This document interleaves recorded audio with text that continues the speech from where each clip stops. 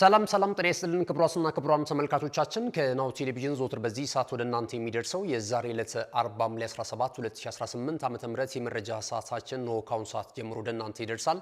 እስከ መረጃዎቻችን ፍጻሜ ድረስ እንደወትሮ ሁሉ አብራችሁን እንድትቆዩ የምንጋብዛችሁ የመረጃዎቹ አዘጋጅና አቅራቢ ገዛኸኝ እንዱላ፣ የካሜራ ባለሙያችን ዘካሪያስ ሳይሉ ከኛ ጋር ቆይታ ያደርጋል። አብራችሁን ነው። ወደ ቀዳሚው የሀገር ቤት ስፖርታዊ መረጃችን ስናልፍ የኢትዮጵያ እግር ኳስ ፌዴሬሽን ይፋ ያደረጋቸው በተለይ ደግሞ በኢትዮጵያ ሴቶች ፕሪሚየር ሊግ ላይ የሚጫወቱ የተጫዋቾች የዝውውር ሁኔታ ይፋ እየተደረገ ነው የሚገኘው። በዚህም መሰረት በተጠናቀቀው የውድድር ዓመት ለሻምፒዮናነት ሲፎካከር የነበረው ኢትዮ ኤሌክትሪክ አዳዲስ ተጫዋቾችን ወደ ስብስቡ እያመጣ ነው የሚገኘው። ለነባር ተጫዋቾቹም እንደዚሁ የውል ኮንትራት ያደሰላቸው ተጫዋቾችን በርከት ብለው ተመልክተናል። በዚህም መሰረት በተጠናቀቀው የውድድር ዓመት በመቻል እግር ኳስ ክለብ ጥሩ ጊዜ ማሳለፍ የቻሉት ቤተልሔም መንተሉና እንደዚሁ አበባየው ጣሰው ኢትዮ ኤሌክትሪክን መቀላቀላቸውን በይፋ የኢትዮጵያ እግር ኳስ ፌዴሬሽን ይፋ አድርጓል። በዚህም መሰረት ሁለቱም ተጫዋቾች ለሚቀጥሉት ሁለት የውድድር ዓመታት በኢትዮ ኤሌክትሪክ ቤት የሚያቆያቸውን የውል ኮንትራት ተፈራርመዋል። ሜቲ ረታ በተመሳሳይ ከልደታ ክፍለ ከተማ ኢትዮ ኤሌክትሪክን የተቀላቀለች ተጫዋች ሆናለች። ኢሩት ተስፋዬ በተመሳሳይ ከኢትዮጵያ ንግድ ባንክ እንደዚሁም መሰረት ወርቅነም ከዚያው ከንግድ ባንክን በመልቀቅ ወደ ኢትዮ ኤሌክትሪክ መምጣት ችሏል። ታሪክ ጴጥሮስ ከሐዋሳ ከተማ ለሚቀጥሉት 2 ዓመታት በኢትዮ ኤሌክትሪክ እግር ኳስ ክለብ ውስጥ ከምንመለከታቸው እንስት እግር ኳሰኞች መካከል አንደኛዋ ሆናለች ማለት ነው። እንግዲህ ኢትዮ ኤሌክትሪክ እግር ኳስ ክለብ ጥሩ አፈጻጸም የነበራቸውና በቀጣዮቹም የውድድር ዓመታት አብሯቸው እንዲቆዩ የፈቀዱላቸው ወይም ደግሞ የውል ኮንትራት ያራዘሙላቸውም ተጫዋቾችን የኢትዮጵያ እግር ኳስ ፌዴሬሽን ይፋ አድርጓል። በዚህም መሰረት የቡድኑ አሰልጣኝ ኤርሚያስ ዱባለ ለሚቀጥሉት 2 ዓመታት አሁንም የኢትዮ ኤሌክትሪክ እግር ኳስ ክለብ ዋና አሰልጣኝ ሆነው የሚቀጥሉበትን ፊርማቸውን አኑረዋል ሲል የኢትዮጵያ እግር ኳስ ፌዴሬሽን እንደዚሁ ያደረሰን መረጃ ያመለክታል። አሰልጣኝ ኤርሚያስ ዱባለ እንግዲህ ባለፈው ዓመት ለሻምፒዮናነት ሲፎካከር የነበረውን ኢትዮ ኤሌክትሪክን በበላይነት ሲመሩ ሲያሰለጥኑ እንደነበር እናስታውሳለን። ጥሩ ቡድን መገንባት ችሏል። እስከ ውድድር ዓመቱ መጨረሻ ድረስ በኢትዮጵያ ሴቶች ፕሪሚየር ሊግ ያልተለመደ አዲስ ታሪክ ለመጻፍ ተቃርበው ነበረ። ነገር ግን በስተመጨረሻ እንግዲህ መርሃ ግብር ላይ በተደረገ ጨዋታ እንደዚሁ ሁለቱም ድል ማድረጋቸውን ተከትሎ እንግዲህ አሰልጣኝ ኤርሚያስ ዱባለው ቡድን ኢትዮ ኤሌክትሪክ ሻምፒዮና ሳይሆን የቀረበትን አጋጣሚ ማስተዋወስ ይቻላል ማለት ነው። እንደዚሁ የውል ኮንትራታቸውን ያደሱ የኢትዮ ኤሌክትሪክ ነባር ተጫዋቾችን ስናነሳ ገብርኤል አበበ ለሚቀጥሉት 2 ዓመታት በኢትዮ ኤሌክትሪክ ቤት፣ ትዕግስት ያደታ እንደዚሁም ጸጋነሽ ሆራና ለሚቀጥሉት 2 ዓመታት በኢትዮ ኤሌክትሪክ እግር ኳስ ክለብ ውስጥ ቆይታ እንደሚያደርጉ እንደዚሁ ኢትዮ ኤሌክትሪክ ይህንን የውል ኮንትራት አድሶላቸዋል ማለት ነው። ወደ ሻምፒዮናው ክለብ ኢትዮጵያ ንግድ ባንክ ስናመራ ደግሞ ገነት ኤርሚያስ ከባህር ዳር ከተማ በ1 ዓመት የውል ኮንትራት እንደዚሁ ሻምፒዮናዎቹን ስለመቀላቀሏ ተገልጿል። አሳቤ ሙሳ ለ1 ዓመት እንደዚሁ የውል ኮንትራቷን አራዝማለች። ታሪኳ ዴቢሶ ናርዶስ ጌትነት፣ ትዕግስት አዳነ ለ2 ዓመታት እንደዚሁ በኢትዮጵያ ንግድ ባንክ ሴቶች እግር ኳስ ክለብ ውስጥ የሚያቆያቸውን ኮንትራት ተፈራርመዋል።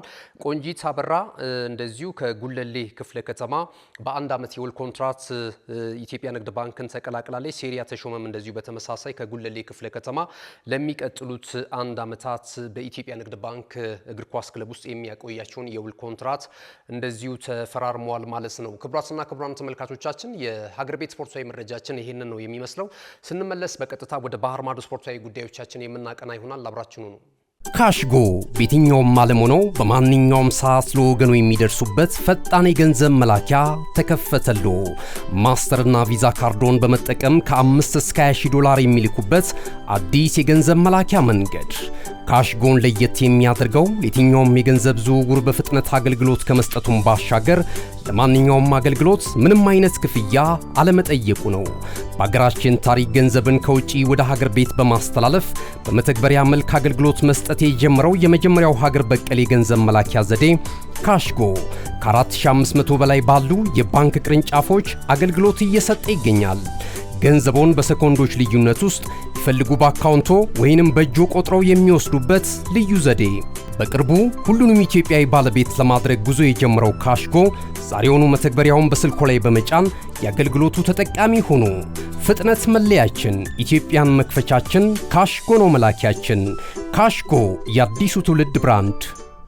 ተመልሰናል ክብራትና ክብራን ተመልካቾቻችን ይህ ነው ቴሌቪዥን ነው ስፖርትን በመከታተል ላይ ትገኛላችሁ አብራችሁን ስላላችሁ እጅግ በጣም እናመሰግናለን ቀደም ሲል እንግዲህ የሀገር ቤት ስፖርታዊ መረጃዎችን ነው ወደናንተ ያደረስነው በተለይ ደግሞ የኢትዮጵያ ሴቶች ፕሪሚየር ሊግ ላይ የሚሳተፉ ተጫዋቾችን ዝውውር በተመለከተ የኢትዮጵያ እግር ኳስ ፌዴሬሽን ይፋ ያደረገውን መረጃ መሰረት በማድረግ የተለያዩ የዝውውር መረጃዎችን ወደናንተ አደረሰናል ከዚህ ሰዓት ጀምረን ደግሞ ወደ ባህር ማዶ ስፖርታዊ ጉዳዮቻችን በቀጥታ የምናቀና ነው የሚሆነው አፍሪካን መነሻችን እናደርጋለን ካፍ ኮንፌዴሬሽን እንደዚሁ የተለያዩ መረጃዎችን እያጋራ ነው የሚገኘው በሚቀጥሉት እንግዲህ አፍሪካ ዋንጫ የውድድር መድረክ ላይ የተሳታፊ ሀገራት ብሔራዊ ቡድን ቁጥር ከፍ ለማድረግ ስለመወሰኑ ካፍ እየተገለጸ ነው የሚገኘው ይሄ ደግሞ እንደ ኢትዮጵያ ላሉ ደካማ የእግር ኳስ ልማትና እድገት ላላቸው ሀገራቶች የበለጠ ወደ አፍሪካ ዋንጫ የውድድር መድረክ እንዲገቡ በር ሊከፍትና እድል ሊሰጥ ይችላል ተብሎ እየታመነበት ነው የሚገኘው ማለት ነውና በመጪው እንግዲህ 2027 ላይ የምስራቅ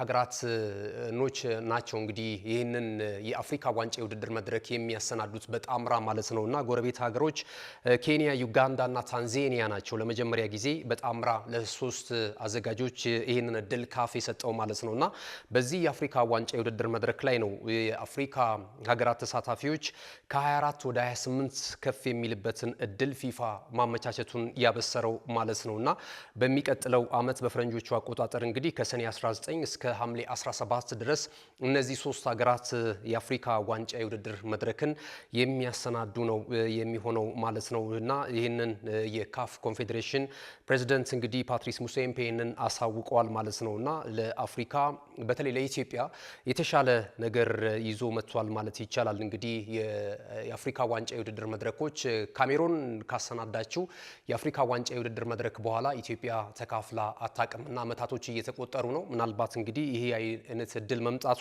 ለኢትዮጵያ ብሔራዊ ቡድን የተሻለ ነገር ሊያስገኝ ይችላል የሚሉ ግምቶች ከወዲሁ እንዲወጡ አድርጓል ማለት ነው እንግዲህ በዚህ ላይ ሐሳብ አስተያየታችሁን ልትሰጡን ትችላላችሁ ለሀገራችን እግር ኳስ እንግዲህ ኢንቨስት የሚደረገው ገንዘብ እጅግ በጣም ከፍተኛ ነው በብሔራዊ ቡድን ደረጃ ግን የኢትዮጵያ ብሔራዊ ቡድንን የሚመጥኑ ከሌሎች የምስራቅ አፍሪካ ሀገራት ብሔራዊ ቡድኖች ጋር ሊመጣጠን የሚችል አቅም አላቸው ወይ ተጫዋቾቻችን ብሔራዊ ቡድኑስ እንዴት ተገመግሙታላችሁ እስኪ ሐሳብ አስተያየት ልታደርሱን ትችላላችሁ መልሰን ደግሞ ወደናንተ እናደርሳለን ኤስ የአራት ሀገራት ኮታ የበለጠ ከፍ ማለቱ ለኢትዮጵያ ብሔራዊ ቡድን በቀጣይ ተጠቃሚ ሊያደርገው ይችላል ወይ ኮታ መምጣቱ ብቻ የኢትዮጵያን እግር ኳስ ሊያሳድገው ሊቀይረው ይችላል ወይ እስኪ ምን መሰራት አለበት እስኪ ሐሳብ አስተያየታችሁን ስጡን እንግዲህ ያደጉ ሀገራቶች የሚከፍሉትን ክፍያ ነው በአፍሪካ ደረጃ ከተመለከት ነው የሚከፈለው ክፍያ ለኢትዮጵያ ፕሪሚየር ሊግ ለሚጫወቱ ተጫዋቾች ማለት ነው ነገር ግን ደግሞ እግር ኳሱ ላይ አሁንም ድረስ ምንም እድገት እያሳየ እንዳልሆነ ነው ብዙ የእግር ኳሱ ቤተሰቦች በቅሬታ የሚያቀርቡትና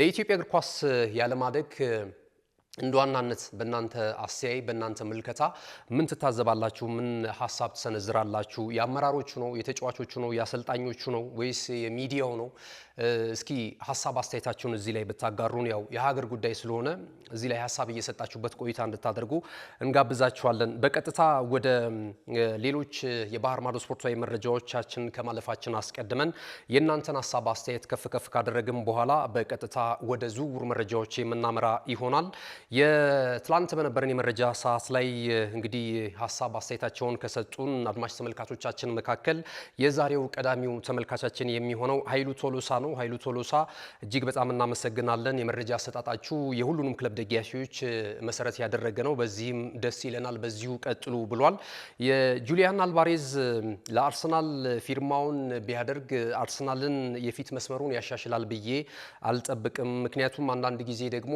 ኮከቦች ሲበዙ የመሰለፍ ጉዳይ ላይ ወይም የበልበሻ ክፍልን የመቆጣጠር ነገር ለአሰልጣኙ ሊከብደው ይችላል ያ ደግሞ የቡድን ስፕሪቱን ሊቀንሰው ይችላል ሊያሳንስበት ይችላል እና እነዚህም ችግሮች ስላሉ ብሩኖ ጉማሬዥ የሚመጣ ከሆነ ወደ አርሰናል ሌላ ተመጣጣኝ ሲቪው ብዙም ከፍ ያላለ ተጫዋች ደግሞ ቢያመጡ የተሻለ ይሆናል ብዬ ገምታለሁ ብሏል ኃይሉ ቶሎሳ እንደዚሁ ኢንተር ተሜ ደግሞ ጥሩ አቀራረብ ነው እየተከታተልናችሁ እንገኛለን በዚሁ ቀጥሉ የሚል አስተያየት ሰጥቶናል ኢንተር ተሜ በጣም እናመሰግናለን አየነው ሙላለም የዘውትር አድማጫችን ነው ሸጋ አቀራረብ ነው በዚሁ ቀጥሉ የሚል ሐሳብ ሰንዝሮልናል በጣም እናመሰግናለን ሃይላይትስ የተባለ ተመልካቻችን ደግሞ ስለ ቼልሲ አዳዲስ ዝውውር ካለ ብታደርሱን የሚል እንደዚሁ ጥያቄ ጠይቆናል። ኋላ ላይ በመረጃ ሰዓታችን የምንመለከተው ነው የሚሆነው። መሃድ አህመድ ከጂጂጋ የዞተር ተመልካቻችን እየተከታተለን እንዳለና በመረጃ ሰጣጣችንም እንደዚሁ ደስተኛ እንደሆነ ገልጾልናል። በጣም እናመሰግናለን። ክብረት ዳዊት ፍቃደ እያደመጠን ነው የሚገኘው። መረጃዎቻችሁ ተመችቶናል የሚል ሐሳብ ሰንዝሮልናል። ቢላል ጀማል አርሰናል ብሩኖ ጉማሬዥን ካስፈረመ የሚል ሐሳብ ነው የሰነዘረልን ቀደም ሲል።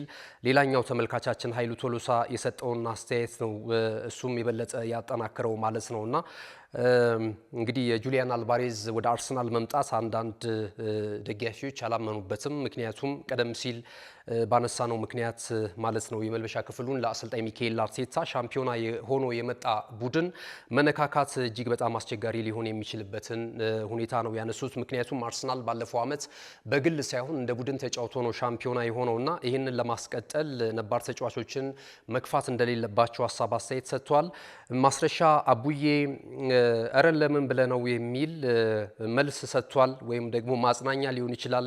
ትላንት በነበረን የመረጃ ሰዓታችን እንግዲህ የዞተር ተመልካቻችን ሻውሌ ዳኜ የስኳር በሽታ ወይም ደም ግፊት የአርሰናል የዝውውር ሁኔታ ሊያስይዘኝ ተቃርቧል የሚል ሀሳብ ነው የገለጹትና እሳቸውን ለማጽናናት የሰነዘረው ሀሳብ ነው። እግር ኳስ ተጫዋቾች ስራቸው ነው፣ እኛ ግን ደጋፊዎች ነን። እነሱ በሚያሳዩት ትዕይንት ነው መዝናናት ያለብን እንጂ ለበሽታ እስከሚያጋልጠን ድረስ ራሳችንን እዚህ ውስጥ መክተት የለብንም የሚል ምክረ ሀሳቡን እንግዲህ አቀርቧል ማለት ነው። በጣም እናመሰግናለን።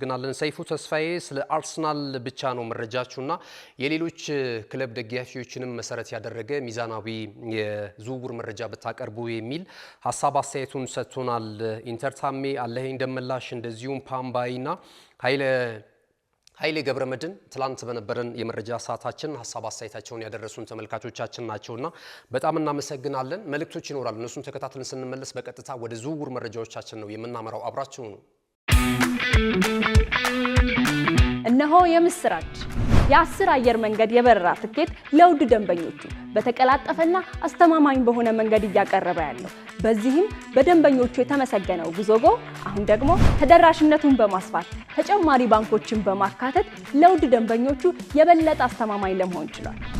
የጉዞጎን አፕሊኬሽን ከአፕ ስቶር ወይም ከፕላይ ስቶር በማውረድ የመነሻና የመድረሻ ከተማዎትን መርጠው ዋጋ አወዳድረው የሀገር ውስጥም ሆነ ዓለም አቀፍ በረራ ማድረግ ካሰቡ የበረራ ትኬቶን ክፍያ በአቅራቢያው በሚገኙ ባንኮች አንድም በአካል በመሄድ ወይም በኦንላይን የክፍያ አማራጮች ክፍያዎትን በመፈጸም የበረራ ትኬቶን በእጅ ያስገቡ። ከዚህም በተጨማሪ እንደ ሁል ጊዜው ወደ ጉዞጎ የጥሪ ማዕከላችን 7473 በመደወል ከሙሉ የበረራ መረጃ ጋር የ24 ሰዓት የትኬት አገልግሎት ማግኘት እንደሚችሉ ስናበስሮ በታላቅ ደስታ ነው። ለበረራዎ ጉዞጎ።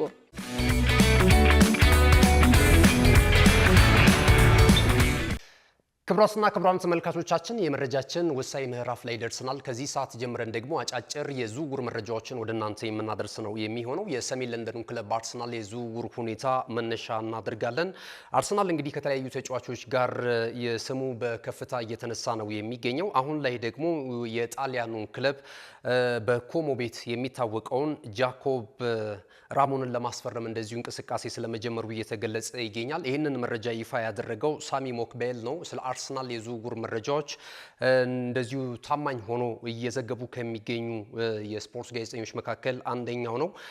እንግዲህ ሌሎች ክለቦችም ይህንን ተጫዋች ለማስፈረም ፍላጎት ቢያሳዩም ነገር ግን ደግሞ አርሰናል ከሌሎች አማራጮች ጋር በተለይ በዊሊያም ሳሊባ ቦታ ላይ የነ ጆን ስቶንስ እንደዚሁም ኤሪክ ኮንሳን የመሳሰሉ ተጫዋቾችን እንደሚፈልግ የሚታወቅ ነው። በተጨማሪ ደግሞ አሁን ደግሞ ይህንን ጃኮብ ራሞንን ለማስፈረም እንደዚሁ ጥሪ ለማቅረብ ስለመዘጋጀቱ እየተገለጸ ነው የሚገኘው። ስፔናዊ ተጫዋች ነው።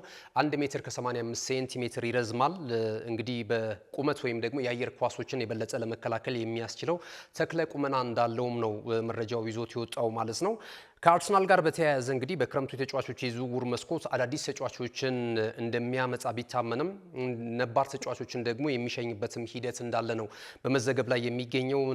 ፋቢዮ ቬራ፣ ጄሱስ፣ ገብርኤል ጄሱስ እንደዚሁ ሬስሌ ኔልሰን፣ ቤን ዋይት፣ ገብርኤል ማርቲኔሊን የመሳሰሉ ተጫዋቾች ክለቡን ሊለቁ እንደሚችሉ እየተገለጸ ነው የሚገኘው ማለት ነውና በቀጣይ እንግዲህ ማረፊያቸው የት ሊሆን ይችላል፣ እነዚህን ተጫዋቾች የሚፈልጓቸው ክለቦችስ የትኞቹ ናቸው በዋናነት የሚለውን መረጃ ይዘን የምንመጣ ነው የሚሆነው።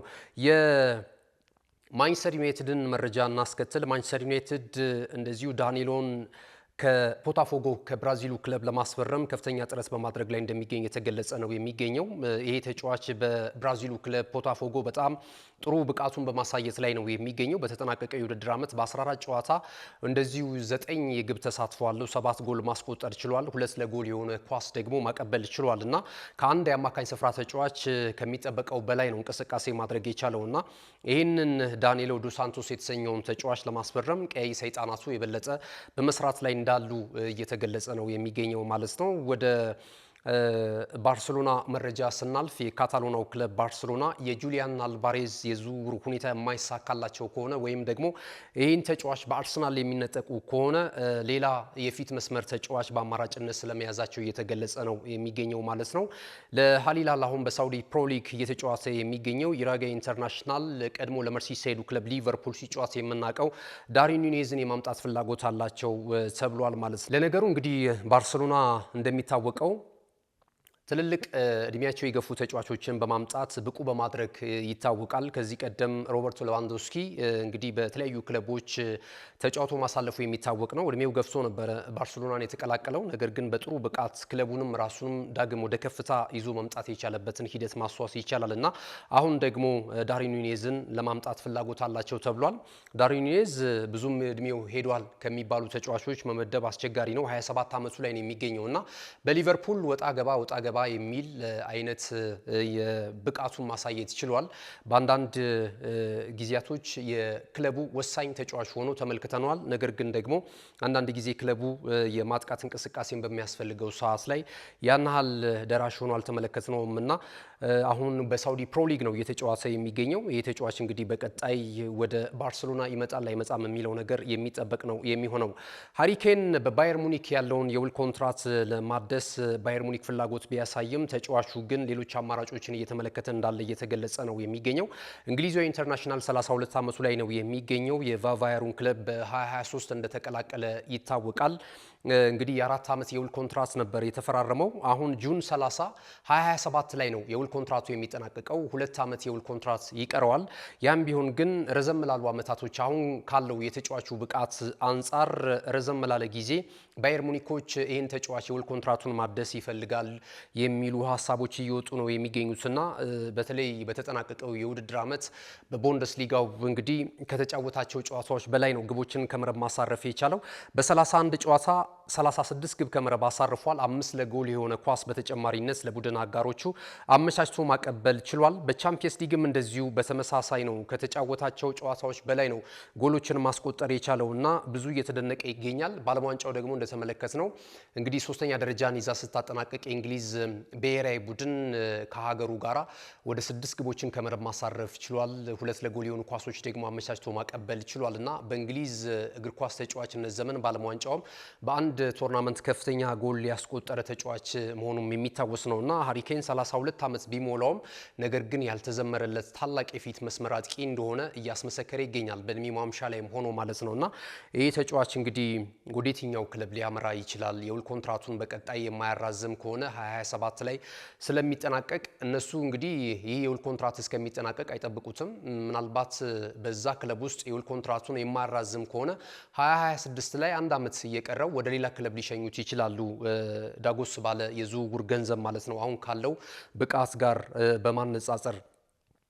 የቼልሲን መረጃ ብታደርሰን የሚል አንድ ተመልካቻችን ጥያቄ አድርሶ ነበረ። ቼልሲ እንግዲህ ከበርካታ ተጫዋቾች ጋር ስሙ እየተያያዘ ይገኛል። ብዙ ባላንጣ ያሉበትን ዝውውርም እንደዚሁ እየተፎካከረ ነው የሚገኘው። አሁን ግን የማክሴንስን ላክሮስካን ለማስፈረም እንደዚሁ ከክሪስታል ፓላስ ጋር ንግግር እንደጀመረ እየተገለጸ ነው የሚገኘው።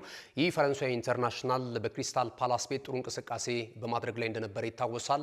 አርሰናሎችም ይህንን ተጫዋች በአማራጭነት እንደዚሁ እየተመለከቱት እንዳሉ እየተነገረ ይገኛል። ማንቸስተር ዩናይትድም እንደዚሁ በተመሳሳይ ማለት ነውና ቼልሲዎች ግን የበለጠ ገፍተውበት ከተጫዋቹ ጋር ያሉትን ግላዊ ጉዳዮች በተመለከተ እያጠናቀቁ እንደሚገኙ እየተነገረ ነው የሚገኘው። ከዚያ በኋላ እንግዲህ ክለብ ለክለብ የሚያደርጓቸው ልውውጦችና ድርድሮች እንደዚሁ ይቀጥላሉ የሚሉ መረጃዎችም እየወጡ ነው የሚገኘው ማለት ነው። ቼልሲና ማንቸስተር ዩናይትድ በአንድ ተጫዋች ዙሪያ እንደዚሁ ስለመፋጠጣቸው እየተገለጸ ይገኛል። የአርቺ ብራውንን ለማስፈረም ከቱርኩ ክለብ ፌነር ፌነርባቼ በእንቅስቃሴ ላይ እንደሚገኙ ተነግሯል። 24 ዓመቱ ላይ ይገኛል ይህ የግራ መስመር ተከላካይ ማለት ነውና ዩናይትዶች የበለጠ ዝውውሩን ለመፈጸም ከፍተኛ ጥረት በማድረግ ላይ እንደሚገኙ እየተገለጸ ነው የሚገኘው። የመጨረሻ መረጃችን የሚሆነው ብሩኖ ጉማሬዥ ጉዳይ ነው። እንግዲህ ሌሊት ላይ እንደተመለከትነው መረጃው ይፋ ሲደረግ አርሰናል የተሻሻለ ወደ 70 ሚሊዮን ፓውንድ የዝውውሩን ሁኔታ ለመቋጨት የተሻሻለ ሂሳብ ስለማቅረቡ እየተገለጸ ይገኛል። ከዛ ባለፈ ደግሞ እንደዚሁ ከተጫዋቹ ጋራ በግላዊ ጥቅም ጉዳይ ስምምነት ላይ ደርሷል የሚሉ መረጃዎች ከወደ ለንደን በርከት ብለው እየወጡ ነው የሚገኙት ማለት ነውና ይሄ ዝውውር እንግዲህ ወደ መጠናቀቁ ጫፍ ላይ የሚገኝ ይመስላል። ያው የዝውውር ሁኔታዎች ባይታመኑም ነገር ግን ደግሞ የሁለቱ አካላት በተለይ በተጫዋቹና በአርሰናል ወኪሎች አማካኝነት ያለው ድርድር በጥሩ ሁኔታ እየቀጠለ መሆኑን እንደዚሁ መረጃዎች እየጠቆሙ ነው የሚገኙት። እስከ 82 ሚሊዮን ዩሮ ድረስ ሊያስወጡት ይችላሉ። በኒውካስል ዩናይትድ ቤት ሲከፈለው የነበረውን ሳምንታዊ ደሞዝ እንደዚሁ ከፍ ያለ የተሻሻለ የውል ኮንትራት ለሚቀጥሉትም 4-5 ዓመታት በመድፈኞቹ መንደር የሚያቆየውን የውል ኮንትራት ይፈራረማል የሚሉ መረጃዎችም እየወጡ ነው የሚገኙትና የአርሰናል ደጋፊዎች ቅሬታ ውስጥ ነበር የሚገኙት። በተለይ ጥሩ ተሳትፎ እያደረገ አይደለም የሚገኘው። ማርኬቱ ላይ ያሉ ተጫዋቾች በተለያዩ ታላላቅ ክለቦች እየተነጠቀ ነው የሚገኘውና ክለባችን አርሰናል ምንድነው የሚጠብቀው? ምክንያቱም በቀጣይ ዓመት ከሊጉ በተጨማሪ ሌሎች ትልልቅ እንደነ ቻምፒየንስ ሊግ የውድድር መድረክ ላይ እንግዲህ ያለፉትን 2 ዓመታት በተለይ ጥሩ ፕሮግረስ እያደረገ ነው የመጣው የአርሰናል ቡድን አራት ውስጥ የገባበትን የቻምፒየንስ ሊግ ሂደትን አቻምና እናስታውሳለን። አምና ደግሞ እስከ ፍጻሜ ድረስ መምጣት ችሏል። አሁን ደጋፊዎቹ የበለጠ የሚጠብቁት የመድረኩን የዋንጫ ክብር ለመጀመሪያ ጊዜ ማሳካት ነውና ቡድኑ የበለጠ ሊጉን መሰረት ያደረገ የቡድን መዋቅር ሳይሆን የአውሮፓን የበላይነት ለመቆጣጠር በሚደረገው ሂደት ላይ የቡድናችንን ሊጠቅሙ የሚችሉ አዳዲስ ተጫዋቾች ወደ ስብስባችን በጊዜ መምጣት አለባቸው የሚሉ ጠንከር ያሉ መልእክቶችን ለክለቡ አመራሮች በማቅረብ ላይ ነው የሚገኙትና የብሩኖ ጉማሬዥ እንደዚህ አይነት አዲስ ተስፋን የፈነጠቀ መረጃ መሰማቱ የበለጠ ለአርሰናል ደጋፊዎችን ሙቀት የሚሰጥ ይመስለኛልና እንግዲህ በሚቀጥሉት ሰዓታት ይህ መረጃ ሊጠናቀቅ የሚችልበት ይህ ዝውውር ሊጠናቀቅ የሚችልበት ሂደት እንዳለ እየተገለጸ ነው የሚገኘው ማለት ነው። ክቡራትና ክቡራን ተመልካቾቻችን የዛሬ ዕለት አርብ ሐምሌ 17 2018 ዓ.ም በእኔና በባልደረቦች የተሰናዱ የሀገር ቤትና የባህር ማዶ ስፖርታዊ መረጃዎች ይህንን ይመስሉ ነበር። መረጃዎቹን ወደ እናንተ በማድረስ ገዛኸኝ ዱላ፣ የካሜራ ባለሙያችን ዘካሪያስ ኃይሉ ከኛ ጋር ቆይታ አድርጓል። ተወዳጅ ናሁ ቴሌቪዥን ፕሮግራሞች ወደ እናንተ መድረሳቸውን ይቀጥላሉ። ዩቲዩብ ቻናላችንን ላይክ፣ ሼር፣ ሰብስክራይብ በማድረግ ቤተሰብ እንድትሆኑ በድጋሚ እንጋብዛችኋለን። መልካም ጊዜ ይሁንላችሁ።